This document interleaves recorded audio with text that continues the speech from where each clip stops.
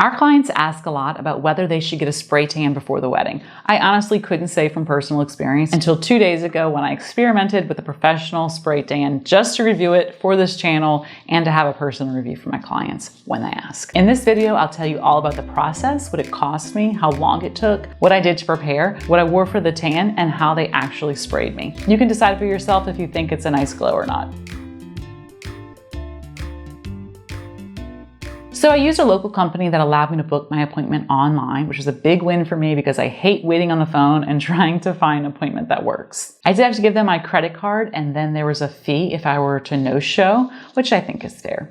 They sent me a text to confirm and a text reminder the day of. Loved that too. I went to their website to learn how to prepare. They said exfoliate twice before. So I received the spray tan on a Thursday evening. So on Wednesday, I showered and exfoliated like normal with a loofah. Then on Thursday night, before I went, I used a dry brush to exfoliate, then showered again and exfoliated with the loofah again. So I kind of did it 3 times. The website also instructed that you can wear whatever you want for the actual spray tan. I found an old bathing suit that is a little too small and one that I don't care about ruining. And I figured if I wear my regular bathing suit that actually fits, it should cover the one that was too small. And as instructed, I threw on a loose fitting t-shirt, shorts, and flip-flops. I also had on no makeup, lotion, or deodorant. When I arrived at the salon, it was like a co-working salon space. So there was lots of rooms, each with a different business, but all beauty related. I liked it because it was kind of private and I didn't have to wait in a big waiting room in my old bathing suit and baggy clothes. Now, on to the actual tan.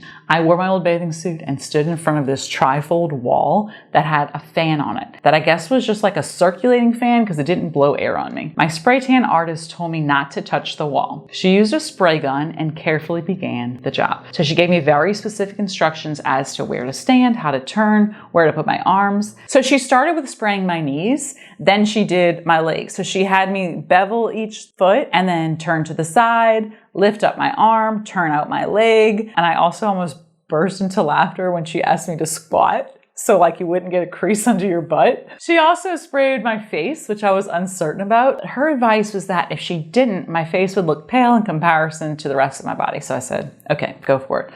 Another interesting part is when she asked me to cup my hands and she sprayed each finger. All this made me understand why my at-home self-tanning jobs were always so shoddy. Once she finished, I put my baggy clothes back on. My tan required 6 hours to sit, but letting it sit longer was not supposed to change the coloring at all, so I actually slept on it and rinsed it off in the shower in the morning. It cost me $40 and it took a half hour. There was a more expensive option that dried in 4 hours instead of 6, but I really wasn't in a rush. This is supposed to last 7 to 10 days. On our website blog, I'll include whether it lasted or not once I get to day 7 and 10. So the question is, what's the verdict? Should I get a spray tan or not for my wedding? If I were getting married today, I would not want this tan. So I would not recommend this to everybody. I have a fair skin tone, and while I'd love to have the spray tan for my next beach vacation, I wouldn't describe this look as my classic or timeless look. For me, it feels a little unnatural. I prefer a more subtle glow that maybe only the sun can give.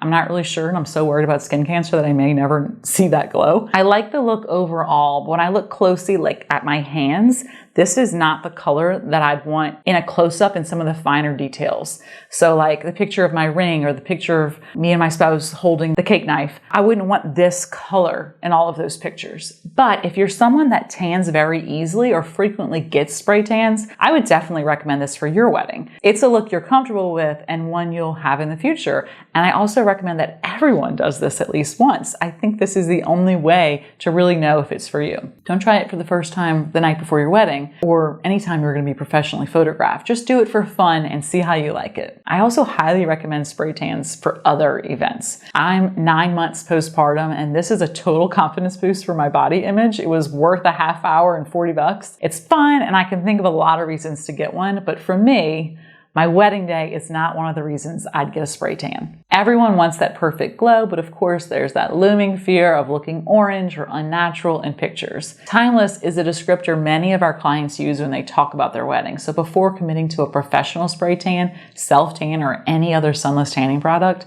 make sure you've experimented with it and made an informed decision about how it looks and how you're going to look over time. Those pictures are going to last forever. Thank you so much for watching and happy wedding planning.